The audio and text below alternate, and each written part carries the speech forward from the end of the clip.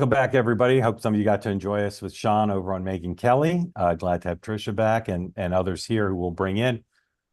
Since we last talked, the direction of where we're headed is the same, but Dan and my reporting is identical, which is less Republican or less Democratic pushback, more Republican confidence. We continue to be talking about North Carolina, which has been projected for Trump by Decision Desk HQ, and I suspect others will project it soon. Georgia and Wisconsin. Still a lot of Trump confidence in Pennsylvania, but there is some Democratic pushback there.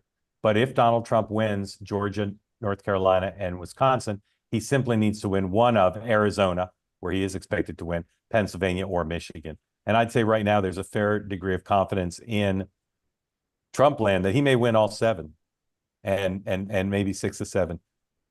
Let's see. Let's just watch the TV here and see if anybody else projects North Carolina. Well, no, they're projecting Montana, so that means they're not projecting North Carolina. Now, there's one. Virginia also remains very close, but so does Iowa. And Iowa, of course, my friend Dan Seltzer said Kamala Harris was going to do well. It'd be crazy cuckoo if she won Iowa and lost all these others, and we'll have to start playing with if that becomes more real, we'll play with the Electoral College map. The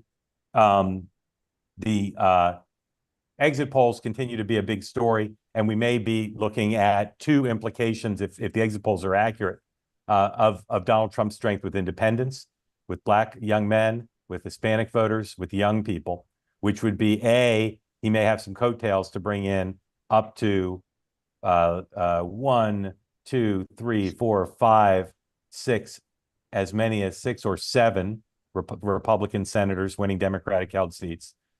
And we may be talking about a Trump realignment, which is in some ways more profound than what he did in 2016. Because if he adds to the white working class realignment, young people, Hispanic voters, Black voters, and independents, now we're talking about a realignment that's seriously profound.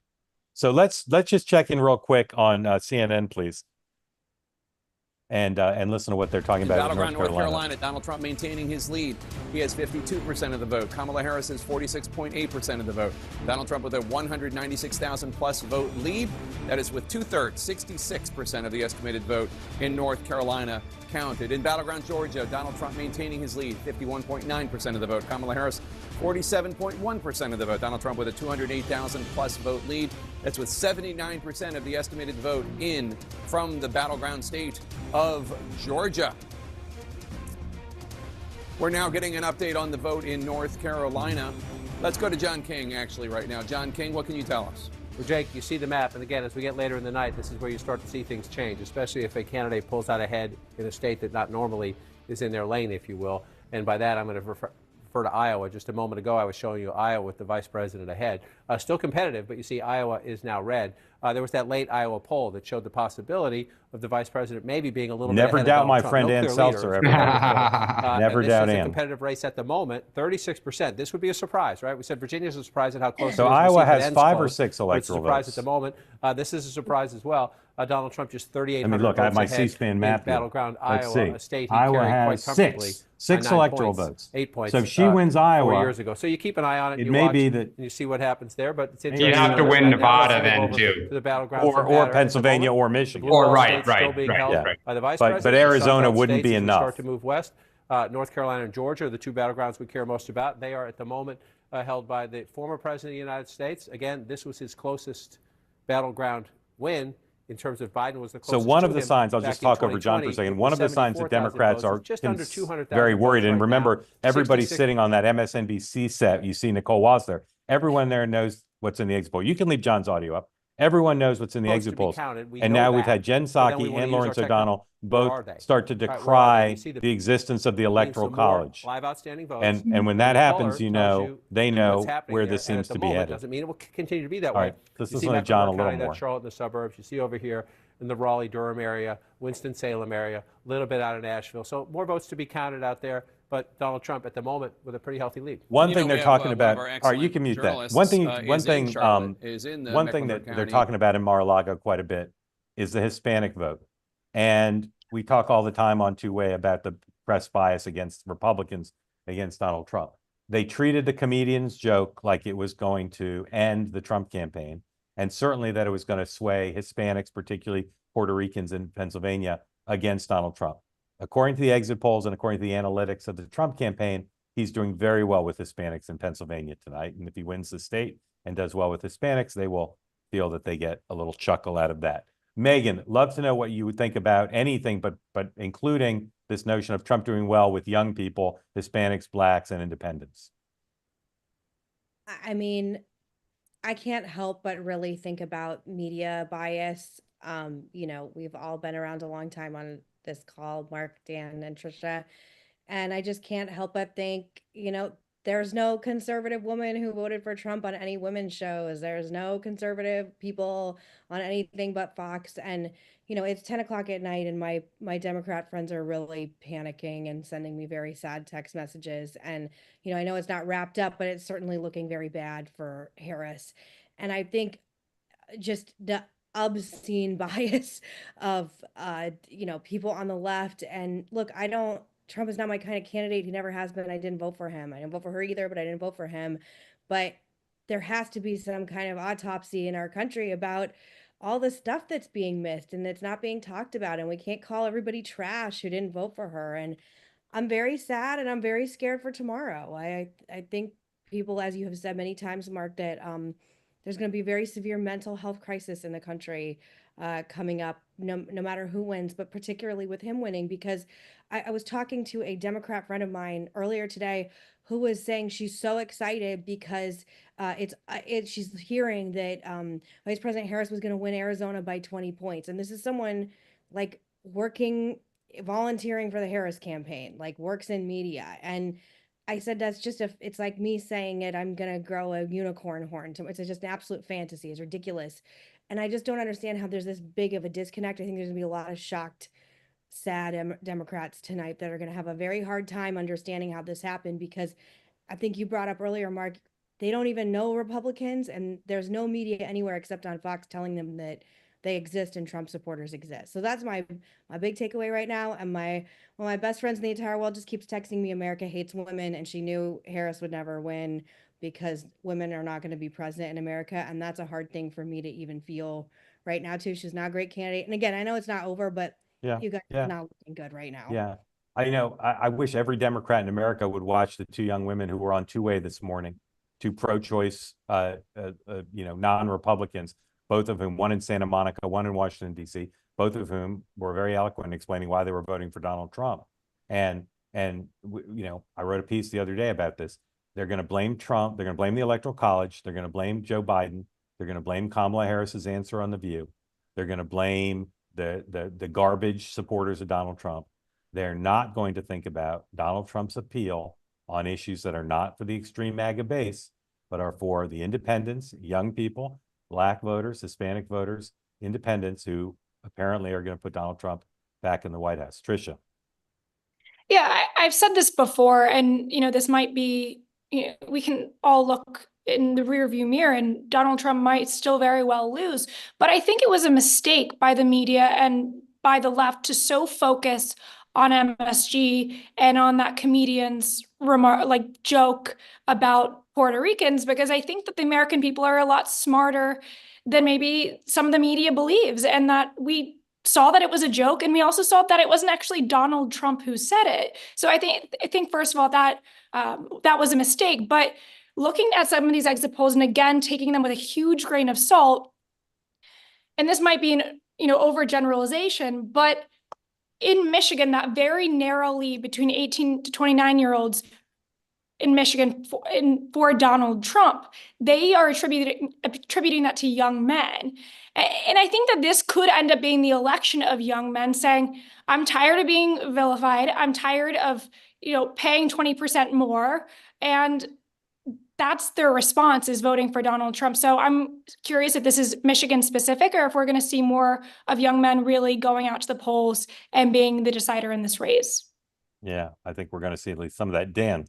Yeah, I think I go back to, Mark, not just the two women this morning who said, choice, they're pro-choice, but they're going to vote for Donald Trump. A few weeks ago, we had two young Black men who were asked about some of Trump's more controversial statements, who said, I'm voting for Trump because of the economy. And I go back to the focus groups that you did in April, where there were pro-choice women in Pennsylvania, Michigan, and Wisconsin, who even back then were saying, yeah, it's a real issue for me, but so are pocketbook issues. And I think, we can talk about the MSG rally, but the bigger issue is the Harris campaign about 3 weeks ago made the decision to go all in on the negative Trump message. And we heard it on our platform almost daily. Nobody came on and said, that has moved me to get off the fence and be for Harris. What we kept hearing was, I'm frustrated on the cultural issues. I'm frustrated on the economy. I'm frustrated on inflation or Israel. And we were wondering, okay, maybe the Haley voters are being moved. But when you think about his performance with Black men, with Latinos, with all these groups, it's been plain as day for over a year. It's all about policy, not, racism or other things. And the fact that I think Ron Brownstein wrote it in February, the working class realignment going from the white working class in the 70s to people of color, it started in 2020 when Trump did better with Latinos than people thought he would. And some people waved it off to the riots around George Floyd and kind of a backlash. But it has just continued to grow and grow. And the Democratic Party kept telling itself it's not real. And it is. Yeah. All right. Just give me a minute. I'm dealing with a lot of data here. Let's bring in our friend John Podhoretz. John, what's on your mind, sir? Well, I think that we have what will likely be an epical He's about event. to let me talk. I think it's an epical event. If you think about it, if this goes the way it's going, Trump will have survived the loss of an election, the insurrection, a second impeachment, 91 indictments, convictions, findings of liability as a result of a sexual indiscretion, fraud in his business pursuits, a raid of his home, and the situation is going to be, this is would not just be the greatest political comeback in American history. He will have pulled off two of the greatest political triumphs in American political history, winning in 2016 and winning in 2024. This is like a once in a century political talent. And I'm not sure that we have reckoned with that, because it's funny, John. I have said for many years that Donald Trump is the second most talented presidential candidate I've ever covered. And when the people who don't like him get angry at me for saying that, I say, the worse you think Trump is, the more horrible you think he is, the more horrible things you think he's done, the more you must agree with me, because only someone of extreme talent could overcome the things he's overcome. That's right. But I think also if we were again looking at this from the perspective of a victory on his part, which may not happen, but if we presume that there is one, part of the story of this election is that Joe Biden won a squeaker, gets into office, he ends up with a freak situation in which he wins the Senate because of Trump's bizarre behavior in Georgia. People come to him in March or April of 2021 and say, you can be FDR. Go for it. Go big. Go wide. Go long. Go be the world's greatest president ever. And he goes and he spends $6 trillion, creates an inflationary spiral. 6 months later, pulls out of Afghanistan in the most disastrous foreign policy decision of his presidency and of one of the presidencies of our time, and fatally injures himself. And then there was a moment because of the Dobbs decision when a kind of reckoning was postponed because the politics, something else intruded. But if he loses because of, if she loses because of things that he did that created the conditions under which Trump was able to secure this victory. It's not that he secured it alone on his own. It's that he was as for the second time in his career, a response to bad Democratic candidates, positioning, and ideas that the American people rejected. And by the way, the other thing that's going on here, I don't know if you've noted this, but according to the New York Times Needle, if we're going to use these projections, he's very close to possibly winning the popular vote. Imagine a world. I think that's a chance. I think there's a real chance of that too.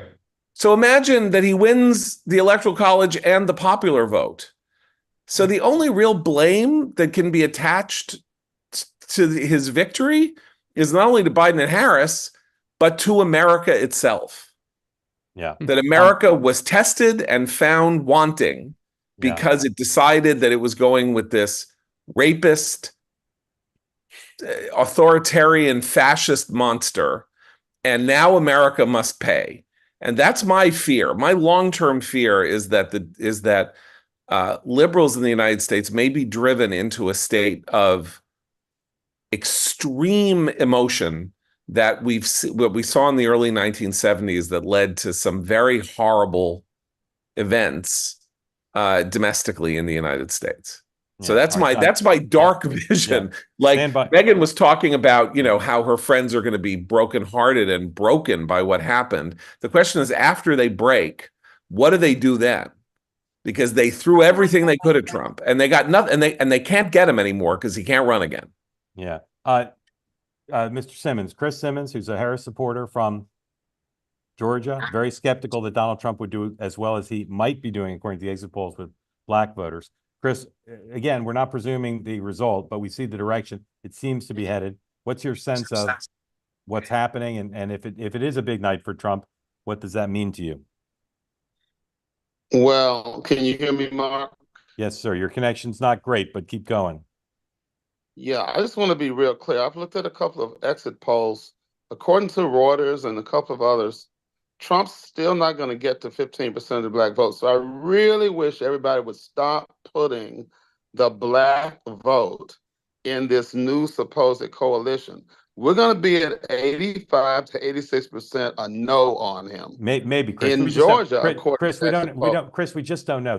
There's a first and second wave of the exit poll. So I wouldn't, with respect, I don't think it's worth getting into a discussion of what the final number will be, because even if the exit poll says okay, something, so Mark, can you do me a favor at least then? Yes, sir.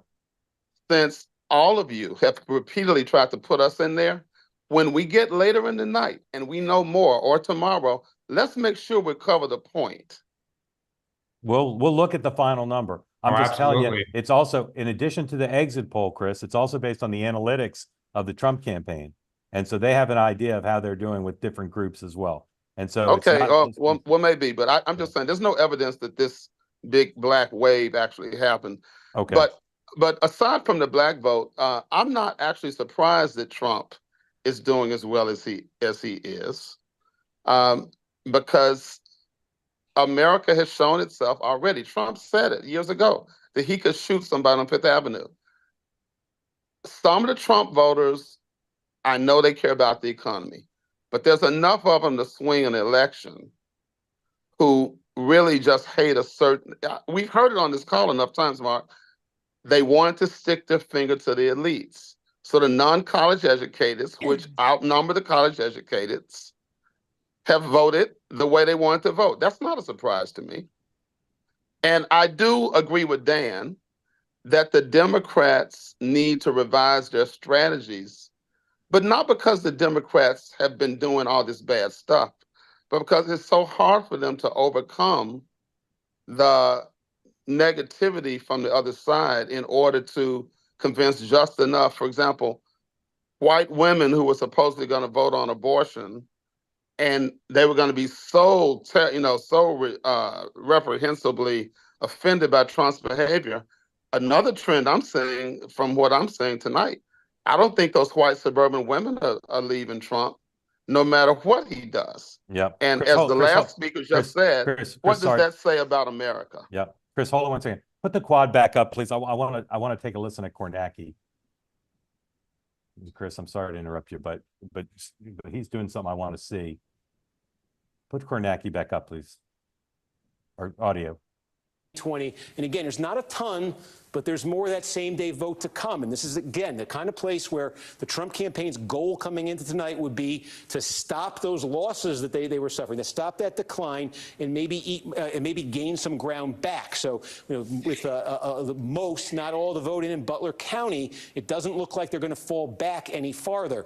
Just check in, too, on Allegheny County. There's more than 1 million people in Allegheny County. You think of the city of Pittsburgh, there's also just a ton of interior suburbs there, inner suburbs there. 3/4 of the vote in Allegheny. We'll just show you where this landed in 2020. And again, this is one of the few counties in Pennsylvania that's gotten more Democratic in the Trump era. But, it's huge, as we just say. So 60% is basically where Biden landed in Allegheny County in 2020, with about 3/4 of the vote in. And if you remember at the start of the night, we had all of that mail that was dropped in Allegheny County. Trump's been trying to chip away at that sense.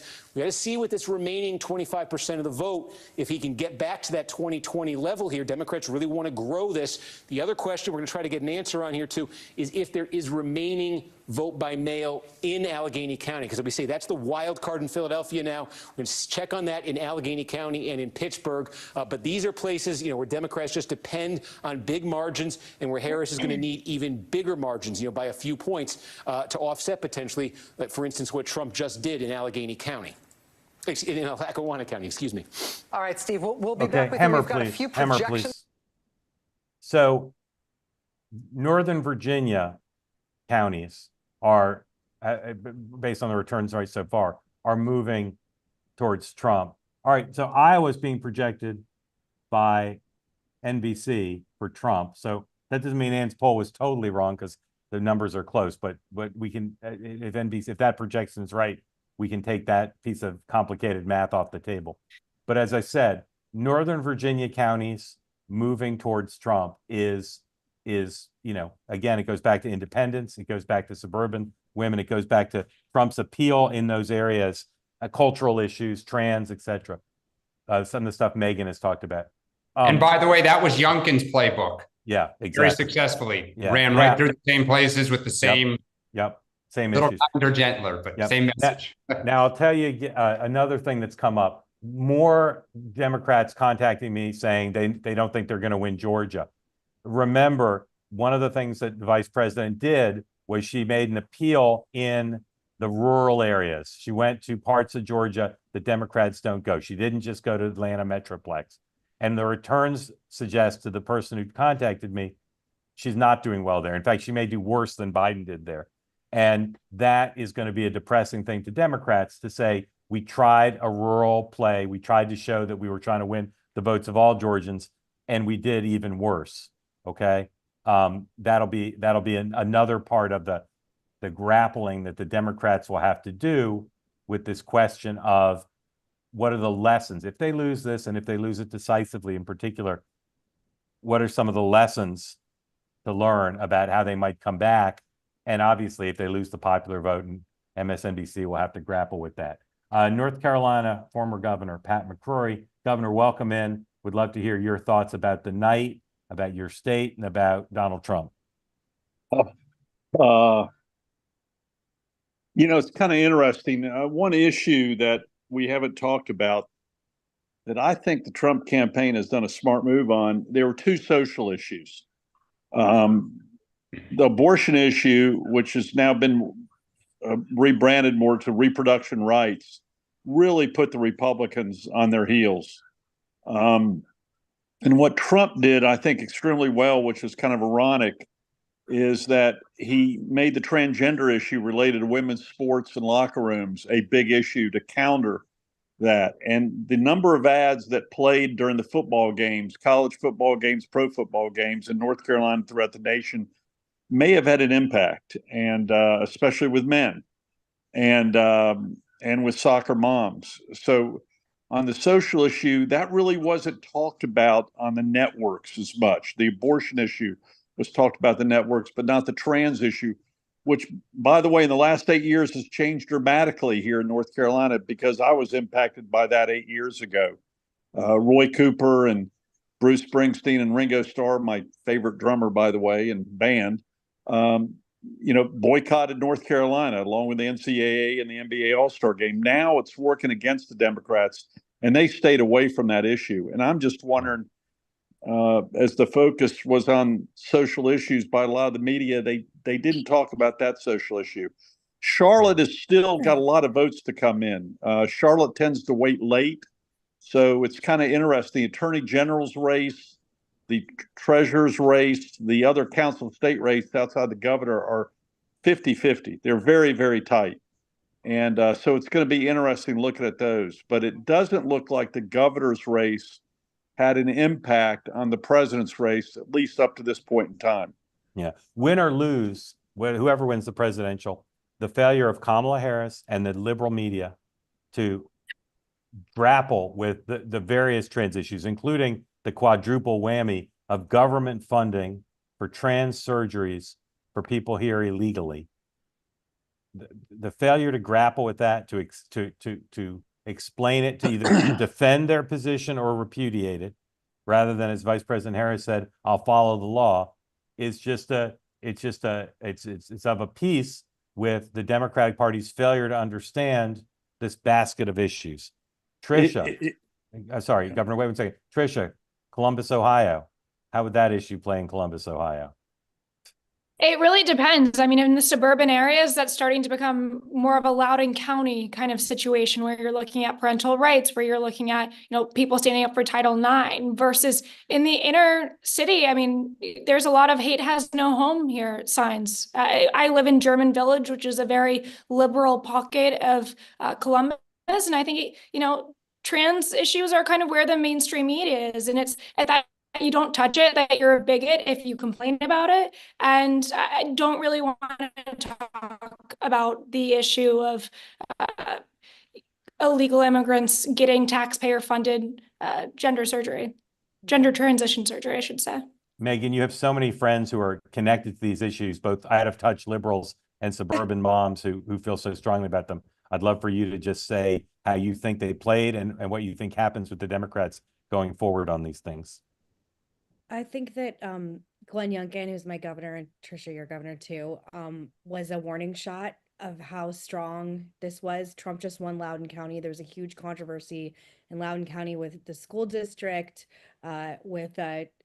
it's a very dark story about a trans person raping a girl in a girl's bathroom and the school covering it up, and the dad going into a meeting that is viral, went online, they kicked him out. He ended up suing the school and winning. And Glenn Youngkin went in and said, "Not here. I hear you. I hear moms. I hear parents." And he's a beloved, very popular governor. And I look forward to Winsome Sears, who is also committed to this issue, doing it again. I would like to also preface this that, like, I've been nominated for GLAAD Awards and I have a Trevor Project Award. This is not about, our commitment to the LGBT community. It's about keeping women's spaces safe as well. I'm a big advocate for keeping biological men out of women's sports. I think Leah Thomas was a huge breaking point for a lot of people. Look, it's hard being a woman in America in general. And then if you have young daughters and you see spaces that is rightfully theirs being invaded, and I'm being told that my 4-year-old could possibly have to see a naked man in a room, and you're called transphobic, and you could have jobs taken away. It's been a very dividing issue in my life that I was very scared to come out and speak out publicly, but I did. And I don't think Democrats understand just how sick women are of this. I do not ever want to be called a birthing person in my life. I don't want to be called a chest feeding person. Being a woman is magical and special, and our capacity to give birth is one of the most magical and special things about it. And I and millions of other women have felt like Democrats are trying to take that away from us. And I think when all of this settles down, I'm telling you, this is like the wheelhouse of my life, just anecdotally and socially and politically, is going to make an impact. And if Democrats don't reroute on this, there is no future, and it's looking potentially that Trump will win the popular vote and the electoral college. I'm telling you, pissed off moms are part of this too. And Democrats thought it was going to be, angry abortion women, but Democrats never think that conservative women exist. We're like, we don't live, we don't vote, we don't do anything. I think it's a huge. John. What Megan's saying is important in part because there's an issue here that is not ideological at all. It's actually commonsensical. It's like period commonsensical, which is to say, are men men or women women? Like, this is not something that anyone was ever asked to adjudicate as a matter of politics before the last 3 years in the United States. This is something, you were a man, you were a woman, genug, as my grandmother would say. That this has somehow become a political football was going, in my view, always to bite the Democrats or liberals in the ass, because you are going 50 steps further than any kind of rational consensus on how we understand what it means to be alive and human. It's a radical transformation in consciousness. Maybe people will make it. Maybe they'll make it in the next 2 generations or 3. I don't think they will. You know, we have X chromosomes and XY chromosomes, and that's the nature of literally being alive and human, and in fact, a mammal on this earth. And so suddenly, this has become a consensus view inside one of the 2 major political parties, and it was never subjected to any kind of a referendum treatment where Democrats got to say, yeah, this is what we all agree on, or, yeah, we should probably go this way because this is what a lot of people think. It was sort of top down, and that's Governor, go ahead, Governor. I'll just say one other thing. What's changed dramatically in the 8 years where I was kind of caught in this 8 years ago and canceled, and so was my state canceled. Corporate America has changed on this too. The liberals really pressured corporate America to go with this more liberal viewpoint, and corporate America has withdrawn from this issue or remained silent in the last, started with the Atlanta baseball thing, where Coca-Cola started getting paid back on certain woke issues, and then the Budweiser thing sealed it. So all of a sudden, the whole environment on that issue has changed, where people were more apt to speak out and not be afraid of being canceled as of 8 years ago, where it really started here in North Carolina. Sadly, I was canceled at the time, and now I haven't. And I think we've been also, as Republicans, let derogatory on that issue and more common sense. Governor, hold on one second. Let's go to John King, please.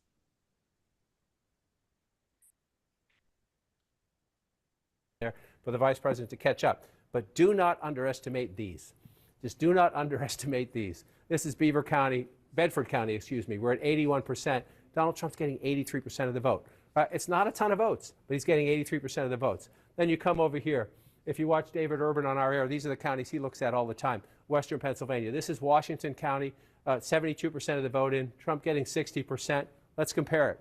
Trump getting 61. He's 61%. So he's running about roughly what he did last time there. I guess you could argue whether or not he needs to improve on that or not. Beaver County, this is a key Trump country out here, 66%.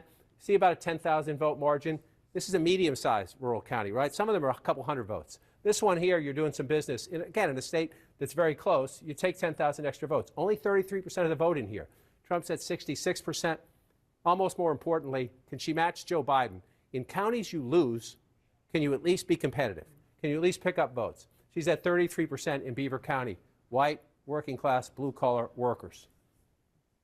Joe Biden at 40%. That's a big difference. That's a big margin. Again, we're not done with the count. We're not done with the count there. That's 33% of the vote. There's a long way to go. But if you're in the vice president's campaign, and you had Senator Fetterman out there for you, trying to help you. The vice president herself was out campaigning in the Pittsburgh area just the other day. You want to improve your standing there. Donald Trump's going to win those counties. You're just trying to cut into his margins in a close state. Bedrock of the Democrats will go west to east. Second largest county in Pennsylvania. There are 67 of them in all. Again, 74%, so more votes to count in Pittsburgh. Suburbs around it, Allegheny County used to be steel country, much different, diversified economy now. 61% for the vice president at the moment. You come back here, 60% for the president. So a little under the president in some of these smaller rural counties, maybe a little over the president there. We'll see how this one comes out as we come back. And Jake, as I just bring your full state into focus, I just want to move over very quickly to look at Bucks. We're only at 34%, so a lot of blue votes still to be counted. Montgomery at 34, 6%, still a lot of votes to be counted. Chester only at 11%, and Delaware only at 25%. So in the suburbs right around where Jake Tapper grew up, Hey, Mark, by the way, you Democratic mentioned leaning, Harris is The putting implications time here, in rural if Trump Georgia. gets She put a lot of time in and rural if Pennsylvania, Trump gets too. North Carolina, Yeah. okay, and there's And no you're other not seeing a surprises return. outside of the battlegrounds, and we already saw Iowa called. That was one of the potential surprises people were thinking about. With those two states, Trump would move probably to 251 expected electoral votes. And how many electoral votes are in Pennsylvania? The answer is 19. So if in the remaining votes in North Carolina and Georgia, Donald Trump is able to lock down victories in those states, I say if, but based on what I'm showing you, there's reason for hope for the Trump folks that that could happen. If Trump wins those two states, he'd be at probably 251. By the way, it looks and like the likely in that Iowa scenario, poll that if we he could get discussed the other day Pennsylvania, was wrong. that would get him Yeah. to 270. Now, Yeah, Pennsylvania, she's won- still a she's won scramble here. Iowa. He's won Iowa. 57% of the vote is in. Just check in here on Luzerne County. We continue to get more vote out of here. This is one of the key bellwethers we're using because this is Northeast Pennsylvania. Boy, there's a ton of vote in here, and this is the area the Trump campaign said they're going to improve on 2020 here. Go ahead and turn the audio off. Again, two-thirds of the vote. Just to go to now, what Trump Chris is said, taking it's true that if you just go off the exit poll, Trump's support from black voters is up from Biden's, but it's not above 15%. It's not huge. The Hispanic vote, though, is massive. He's going to break the Republican record for support from the Hispanic vote if the exit poll is correct. And that is obviously going to have huge implications given the rising nature of that group. David Bonson, welcome in. You're unmuted. What's on your mind, sir? Well, Mark, I just thought a little market action may be interesting to people. The futures, you recall in 2016 when it looked like for the first time Trump was going to actually beat Hillary, that the futures dropped 1,000 points in overnight action for about an hour. Carl Icahn famously made a very large 2 bet on that trade. And then the next day, the market was up 500 points. It had about a 1,500 point swing. Futures are right now up 625 points. This comes after a day today where the market was up over 400 points. And more interestingly, the bond market, the 10-year yield is up 15 basis points. What that means is the bond market is assuming a lot more growth, a lot more spending, and a combination of things that can be either good or bad. Bitcoin is at an all-time high. It's above 75,000. So financial markets, as I'm sitting here looking at about 5 screens, they seem to be way ahead of the rest of things in terms of calling a Trump night. Yeah, thank you. That's awesome, David. Really interesting. So my general view of the New York Times needle is it's about as rigorous analytically as a broken Ouija board, but it's now at 87% Trump victory. And they basically just go with like whatever. So I think we don't want to be disrespectful to our members who are supporting Kamala Harris. We don't want to get ahead of the news, but we do want to be realistic about where this is almost certainly heading. And whether Trump wins 5 or 6 or 7 of the battlegrounds, whether he wins Minnesota or not, probably won't. The realignment issues and the failure of the Democratic Party to nominate someone who could beat Donald Trump is a massive political story. It's a massive story about the country. So let me just give you a little bit of preview of where we're headed here. We're going to go till just before 11, probably 10 of. We'll take a 10-minute break so we can do some reporting. I can trade out my peanut M&Ms for a Diet Coke or something. And then we're going to come back at 11 and we're going to watch what TV does at 11, because I think we'll get some projections from at 11. And remember, if you're doing what I'm doing, which is as we talk, watching the coverage, I haven't heard a lot about Wisconsin lately, right? And if you want the rigor of actually having Trump on the doorstep of 270, I think we know where Georgia and North Carolina are headed. We don't know exactly whether Pennsylvania or Wisconsin, whether they'll both go Trump. I think they will based on what I know, but one of those has to go Trump to kind of make it inevitable he's going to win. And we haven't heard much about Wisconsin lately. Mar-a-Lago remains more confident about Wisconsin than about Pennsylvania, although they think they're going to win both. And we'll have to see about Michigan, and then Arizona and the Silver State will come later. But we'll talk till about 10 up. We'll take a 10-minute break. We'll come back at 11. And then hold on one second. Stand by, as we say. Sorry. We're going to break now. We're going to break now. We're going to break now. We're going to come back at 11. And at 11, we're going to go for about 8 minutes. Okay? Because once again, Dan, Sean, and I are going to be on with Megan. We welcome you joining Megan. Not this Megan, but Megan McCain. I'm sorry, Megan Kelly. We'll be on Megan Kelly. So we'll come back at 11. We'll talk for about 8 minutes. We'll then hop over to Megan Kelly. Join us if you wish. And then we're going to come back at midnight. And at midnight, I believe we're going to know a ton. I believe we're going to probably have projections in the 2 southern states. We may well have a projection or at least a strong feeling about either Pennsylvania or Wisconsin. And a lot of the vote will be in. And then we'll be in a much different position. We'll also know more about some of the Senate races, right? We've not had projections in any of the contested Senate races, although some people have started to project the Ohio race, Marino over Brown. There's no doubt that Republicans are going to have a majority. We're trying to figure out if it's 52 or up to 56. So come back at 11. Again, same link if you want to join here on the two-way platform on Zoom. Check your inbox for a link to the 11 o'clock show. Check my Twitter feed or Two Ways Twitter feed. And we'll get more of you in the midnight hour. Not at 11 because we'll just be doing a quick check-in. But at midnight, we'll have a big conversation. And we want to hear from some Harris people. We want to hear what you think about the lessons of this, what is likely to be not just a Trump victory, possible Trump win in a popular vote. Mar-a-Lago, I've gotten 3 in the last 20 minutes. I've gotten 3 emails and texts from Mar-a-Lago saying we think we're going to win the popular vote. So we'll talk about that and then some of these realignment issues. So thank you, everybody, for joining. We'll see you at 11 Eastern time for another check-in and then, again, a full program at midnight. Thank you.